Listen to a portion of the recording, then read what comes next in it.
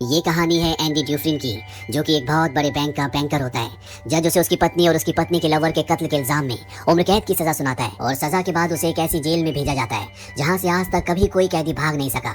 इस जेल का नाम होता है शॉशैंक रिडेम्पशन। इस जेल में ऐसे ऐसे कैदी होते हैं जिन्होंने अपनी पूरी जिंदगी इसी जेल में बिता दी है। जब वो इस जेल में आए थे तो बाहर की जिंदगी अलग थी और अब बाहर की दुनिया पूरी तरह से बदल चुकी है। साथ ही यहाँ पर कायदे और कानून बहुत सख्त होते हैं। अगर कोई गलती करता है या जेल से भागने की कोशिश करता है तो उसे मार मार के अधमरा कर दिया जाता है। एंडी बहुत दिनों तक किसी से कोई बात नहीं करता। एक दिन वो यहाँ पर एक कैदी से मिलता है जिसका नाम होता है रेड।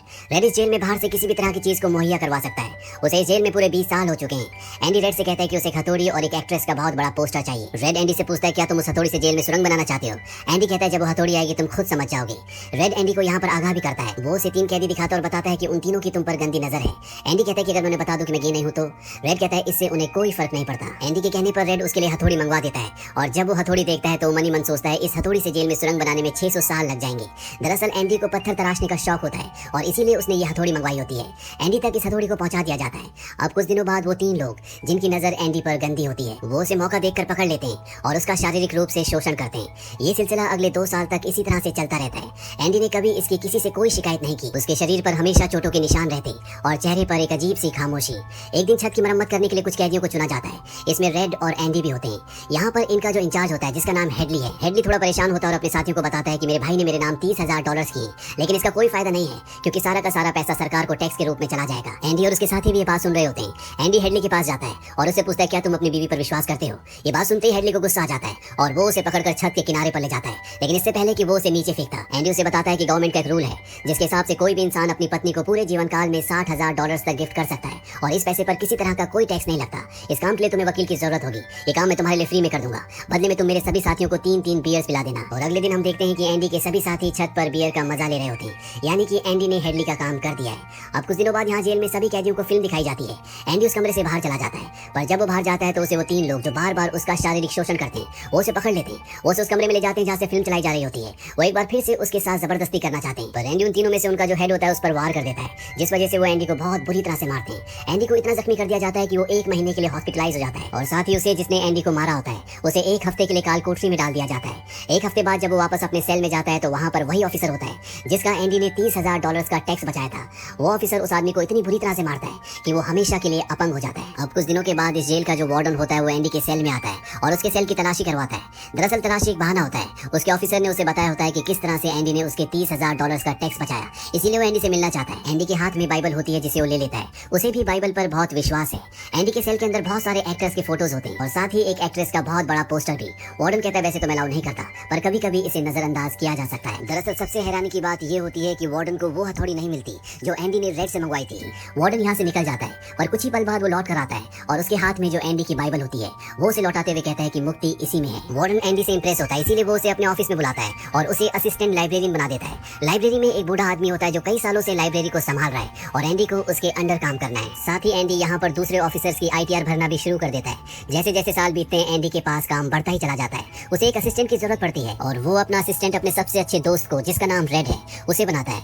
धीरे धीरे इसी तरह से वक्त बीतता चला जाता है और एक दिन लाइब्रेरियन जिसके अंडर एंडी काम करता है वो एक आदमी की गर्दन पर चाकू लगा देता है। दरअसल सरकार ने उसकी सजा माफ कर दी है, पर वो इस जेल को छोड़कर नहीं जाना चाहता। आज उसे इस जेल में पूरे 50 साल हो चुके हैं। ये जेल की दुनिया ही उसकी असली दुनिया है और उसे लगता है कि अगर उसने किसी का खून कर दिया तो उसकी सजा बढ़ जाएगी और उसे इसी जेल में रखा जाएगा। पर एंडी और रेड के समझाने पर बूढ़ा लाइब्रेरियन ब्रूक्स उस आदमी को जिसकी गर्दन पर उसने चाकू लगाया होता है उसे छोड़ देता है। जेल से छूटने के बाद लाइब्रेरियन ब्रूक्स को सच में बहुत अजीब लगता है। 50 सालों में बाहर की दुनिया की रफ्तार बहुत बढ़ गई होती है। जहाँ सड़क पर पहले एक गाड़ी दिखती थी अब सड़कों पर गाड़ियों की भीड़ है और इस भीड़ भाड़ की तेज रफ्तार वाली जिंदगी में ब्रूक्स सर्वाइव नहीं कर पाता और वो अपनी जान दे देता है। वही जेल में दिखाया जाता है जहाँ पर वार्डन एक नया प्रोग्राम शुरू करता है। इस प्रोग्राम का नाम होता है इन आउट। इस प्रोग्राम में जेल के कैदियों को बाहर ले जाकर काम करवाया जाएगा ताकि उन्हें पता चल सके कि मेहनत से पैसे कैसे कमाए जाते हैं। पर इस प्रोग्राम के जरिए वार्डन को बहुत सारे कॉन्ट्रैक्ट मिल जाते हैं क्योंकि जेल के कैदियों की लेबर बहुत सस्ती होती है। वार्डन बहुत सारे पैसे बना लेता है और उसका ये पैसा ब्लैक का होता है। एंडी उसकी इसमें मदद करता है। वो उसका पार्टनर एक ऐसे आदमी को बनाता है जो इस दुनिया में है ही नहीं, यानी कि वो रैंडल स्टीवंस के नाम के नकली डॉक्यूमेंट्स बनाते हैं और उसके अकाउंट में सारा पैसा ट्रांसफर कर देते हैं ताकि अगर कल को पुलिस को पता भी चल जाए तो पुलिस एक ऐसे आदमी को ढूंढ रही होगी जो इस दुनिया में कभी पैदा ही नहीं हुआ। अब यहाँ जेल में एक नया कैदी आता है जिसका नाम टॉमी होता है। टॉमी बहुत यंग होता है। वो आज तक कई जेलों में जा चुका है, पर जब उसे पता चलता है कि एंडी ने आज तक कई लोगों की मदद की है तो वो उसके पास जाता है और उसे कहता है कि वो अपनी हाई स्कूल की पढ़ाई पूरी करना चाहता है ताकि जेल से निकलने के बाद वो अपनी बीवी और अपने बच्चे के साथ एक अच्छी जिंदगी जी सके। एंडी इसमें उसकी मदद करता है। एक दिन टॉमी रेड के पास जाता है, उससे पूछता है कि एंडी बहुत इंटेलिजेंट है, वो इस जेल में क्या कर रहा है। रेड उसे बताता है कि उसने अपनी पत्नी और अपनी पत्नी के लवर का कत्ल किया था, वो एक बहुत बड़ा बैंकर था। ये सुनकर टॉमी पूरी तरह से शांत हो जाता है और अगले पल टॉमी के सामने एंडी और रेड होते हैं। टॉमी उन दोनों को बताता है कि एक बार वो एक जेल में गया था जहाँ पर उसे कैदी मिला था। उस कैदी ने बताया कि एक रात को एक घर में चोरी करने गया, उस घर का ओनर जाग गया और उसने ओनर को और उसकी पत्नी को गोली मार दी। बाद में उसे पता चला कि वो दोनों पति पत्नी नहीं थे बल्कि लवर थे। वो औरत एक बहुत बड़े बैंकर की पत्नी थी और उस बैंकर को उसकी पत्नी और उसकी पत्नी के लवर के कत्ल के इल्जाम में गिरफ्तार कर लिया गया। यहाँ हमें पता चलता है कि एंडी बेगुनाह था। ये सब जानने के बाद एंडी वार्डन के पास जाता है, पर वार्डन जानबूझकर उसकी बातों पर विश्वास नहीं करता, क्योंकि एंडी वो इंसान है जो उसके काले पैसों को व्हाइट में बदलता है। वो उसके सारे राज जानता है। एंडी उसे इनडायरेक्टली धमकी देता है कि मैं तुम्हारे काले पैसे के बारे में किसी को नहीं बताऊंगा। इस बात से वार्डन को गुस्सा आ जाता है और वो एंडी को 1 महीने के लिए काल कोठरी में डाल देता है और साथ ही टॉमी जिसकी गवाही से एंडी रिहा हो सकता है, वार्डन उसे गोली मरवा देता है। इसके बाद वो एंडी के पास जाता है और उसे कहता है कि टॉमी ने भागने की कोशिश की थी, इसीलिए उसे गोली मार दी गई। एंडी जानता है कि वार्डन झूठ बोल रहा है। वो कहता है कि आज के बाद मैं तुम्हारा काम कभी नहीं करूंगा। वार्डन कहता है कि इसे 1 महीने और काल कोठरी में रखो। आज तक किसी को भी इतने लंबे समय तक काल कोठरी में नहीं रखा गया। अब काल कोठरी में पूरे 2 महीने गुजारने के बाद जब एंडी बाहर आता है तो रेड उसके पास आता है। एंडी रेड से पूछता है क्या तुम कभी इस जेल से बाहर निकल पाओगे। रेड कहता है शायद जब मैं बहुत बूढ़ा हो गया हूँ और मेरे दिमाग ने काम करना बंद कर दिया हो तब। एंडी कहता है कि मैं यहाँ से निकलकर जिवाते और जाऊंगा। ये मैक्सिको में समंदर किनारे एक बहुत खूबसूरत जगह है। कहा जाता है कि इंसान अपने आप को यहाँ पर खो देता है। मैं वहाँ पर अपना रेस्टोरेंट खोलूंगा, समंदर किनारे अपनी नाव को रिपेयर करूंगा और दोस्तों के साथ गहरे समंदर में मछली मारने के लिए निकल पड़ूंगा। रेड सुनकर परेशान हो जाता है। वो कहता है कि उम्मीद बहुत खतरनाक चीज होती है, ये इंसान को पागल तक कर देती है। तुम्हें सच्चाई की दुनिया में वापस लौटना होगा। मैक्सिको यहाँ से बहुत दूर है। एंडी कहता है कि तुम सच कहते हो। अब मेरे पास सिर्फ 2 ही रास्ते हैं, या तो मैं घुट घुट कर जीऊं या मर जाऊं। जाने से पहले एंडी रेड से कहता है कि तुम वादा करो कि तुम मेरा एक काम करोगे। रेड कहता है कि हाँ मैं जरूर करूंगा। एंडी कहता है कि बस स्टैंड के पास एक बहुत बड़ा मैदान है। उस मैदान में एक बहुत बड़ा पेड़ है। उस पेड़ के पास एक पत्थर की दीवार है। उस पत्थर की दीवार पर एक काले रंग का पत्थर है। उस पत्थर के नीचे कुछ गड़ा है। वादा करो जब भी तुम जेल से बाहर निकलोगे तुम वहाँ पर जरूर जाओगे। रेड पूछता है उस पत्थर के नीचे क्या है। एंडी कहता है इसलिए तुम्हें वहाँ पर जाना होगा। ये कहकर एंडी यहाँ से सीधा वार्डन का काम करने जाता है। वो वार्डन का काम खत्म करके उसके सारे डॉक्यूमेंट्स एक खास तिजोरी में रखता है। डॉक्यूमेंट्स रखने के बाद एंडी को वार्डन अपने कपड़े देता है। वो कहता है मेरे कपड़े इस्त्री करवा देना और मेरे जूतों को आईने की तरह चमका देना। इसके बाद एंडी वापस अपने सेल में आ जाता है। वहीं रेड आज रात को बहुत परेशान होता है क्योंकि उसे शक है कि एंडी अपनी जान दे सकता है। सुबह जब सभी के सेल्स के दरवाजे खोलते हैं तो एंडी अपने सेल से बाहर नहीं आता और जब गार्ड उसके सेल के पास पहुंचता है तो वो पूरी तरह से हैरान होता है। वहीं वार्डन को दिखाया जाता है जो अपने जूते पहनने के लिए निकालता है, पर उस बॉक्स में उसके नहीं बल्कि एंडी के जूते होते हैं। और तभी सायरन बजता है और ये सायरन होता है किसी कैदी के भागने का। वार्डन एंडी के सेल में जाता है। यहाँ पर रेड को भी बुलाया जाता है। वार्डन रेड से पूछता है कि एंडी कहाँ है। रेड कहता है कि मुझे क्या पता। इस बात पर वार्डन को बहुत गुस्सा आता है। वो कहता है क्या वो कोई भूत था जो रातों रात यहाँ से गायब हो गया और पीछे छोड़ गया एक कंकड़ पत्थर और दीवार पर यदन की तस्वीर। उसके हाथ में जो पत्थर होते हैं वो उनकी तरफ फेंकना शुरू कर देता है और एक पत्थर वो उस पोस्टर पर भी मारता है जो दीवार पर लगा होता है, पर पत्थर टकरा कर नीचे नहीं गिरता बल्कि पोस्टर के आर पार हो जाता है। और जब वार्डन उसके अंदर अपना हाथ डालता है तो वो देखता है कि एंडी ने वहाँ पर एक बहुत बड़ी सुरंग बना रखी होती है, जिसे देखकर सब हैरान हो जाते हैं क्योंकि ये दीवार बहुत मजबूत होती है। बिना मशीन के इस दीवार पर सुरंग बनाना लगभग पूरी तरह से नामुमकिन था, पर एंडी नामुमकिन को मुमकिन करके यहाँ से भाग गया होता है। इसके बाद सभी गार्ड्स उस तरफ जाते हैं जहाँ से एंडी बाहर निकला था। वहाँ पर उन्हें एंडी के पुराने कपड़े, एक साबुन, एक कंघी और वो हथौड़ी जो आज से 20 साल पहले एंडी ने रेड से मंगवाई थी वो मिलती है। ये वही हथौड़ी होती है जिससे पिछले 20 सालों से एंडी जेल में अपने सेल की दीवार पर सुरंग बना रहा था। साथ ही दीवार से जो भी मिट्टी निकलती थी वो उसे अपनी जेब में रखकर ग्राउंड में बिखेर देता था।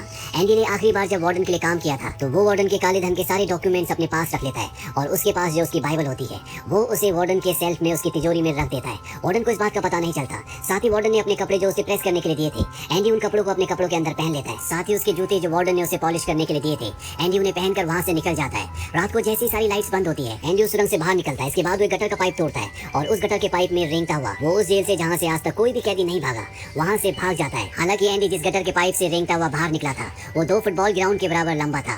अगली सुबह एंडी उस बैंक में जाता है जहाँ पर वार्डन का सारा काला धन होता है।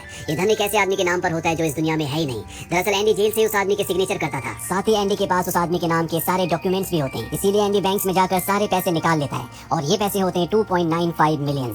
यानी कि एंडी न सिर्फ आजाद हो गया है बल्कि वो बहुत अमीर भी है। एंडी के पास वार्डन के काले चिट्ठों के सारे डॉक्यूमेंट्स होते हैं जो वो प्रेस को भिजवा देता है। अगली सुबह ये खबर अखबार में छप जाती है और जब वार्डन तिजोरी खोल कर देखता है तो उसमें उसके डॉक्यूमेंट्स नहीं बल्कि बाइबल होती है। बाइबल के पहले पेज पर एंडी ने लिखा होता है कि तुमने सही कहा था, मुक्ति इसी में है। और जब वार्डन पेज पलटता है तो वो देखता है कि वहाँ पर हथौड़ी का एक निशान होता है। दरअसल एंडी ने पेज को हथौड़ी की शेप में काट कर एक सांचा बनाया होता है जिसके अंदर वो अपनी हथौड़ी छुपाया करता था। और आज से 20 साल पहले जब वार्डन पहली बार एंडी की सेल में गया था और उसने एंडी की बाइबल उसके हाथ से लेकर वापस उसे लौटाई थी, उस वक्त भी वो हथौड़ी इसी बाइबल के अंदर थी। अब वार्डन का पूरा चिट्ठा खुल चुका है। पुलिस उसे गिरफ्तार करने के लिए आ रही होती है और इससे पहले कि पुलिस उसे गिरफ्तार करती वार्डन अपने आप को गोली मार देता है। कुछ वक्त बीतने के बाद एंडी के दोस्त रेड की सजा को भी माफ कर दिया जाता है। उसे एक नौकरी दिलाई जाती है, पर बाहर की दुनिया में रेड का दिल बिल्कुल भी नहीं लगता क्योंकि उसने अपनी जिंदगी के 40 साल जेल में गुजारे थे। रेड भी उसी कमरे में रहता है जहाँ पर लाइब्रेरियन ब्रूक्स रहा करता था और रेड भी अपनी जान देना चाहता है, पर तभी तभी उसे अपना वो वादा याद आता है जो उसने एंडी से किया था, और वो उस बड़े घास के मैदान में जाता है जहाँ पर एक बहुत बड़ा पेड़ होता है, साथ ही पत्थरों की दीवार भी होती है। उस दीवार पर एक काला पत्थर होता है, और जब वो उस पत्थर को उठाता है तो उसके नीचे एक बॉक्स होता है। उस बॉक्स के अंदर कुछ पैसे और एक लेटर होता है। ये लेटर एंडी का होता है। उस लेटर में लिखा होता है, तुम्हें उस जगह का नाम याद है जो मैंने तुम्हें जेल में बताई थी? तभी रेड कहता है जिवातनेर। वो कहता है कि तुम उस जगह पर आ जाओ, मैं तुम्हारा इंतजार कर रहा हूँ। इसके आगे एंडी ने लिखा होता है कि उम्मीद अच्छी चीज होती है, बल्कि सभी अच्छी चीजों में सबसे अच्छी, और अच्छी चीज कभी नहीं मरती। इसके बाद एंडी उस जगह पहुंच जाता है, और जब वो समंदर किनारे जाता है तो वो देखता है कि एंडी नाव में बैठकर अपनी नाव ठीक कर रहा होता है। ये जगह, ये सब कुछ एंडी का वो सपना होता है जो उसने जेल में रेड से शेयर किया था। और रेड ने कहा था कि उम्मीद अच्छी नहीं होती, उम्मीद इंसान को पागल तक कर देती है, पर उम्मीद शायद इस दुनिया की सबसे अच्छी चीज है, जिसकी बदौलत न सिर्फ एंडी 20 सालों में सुरंग बना पाया, बल्कि उसने वो सब कुछ भी पा लिया जो अपनी जिंदगी में पाना चाहता था। उम्मीद करते हैं कि ये कहानी आपको पसंद आई होगी।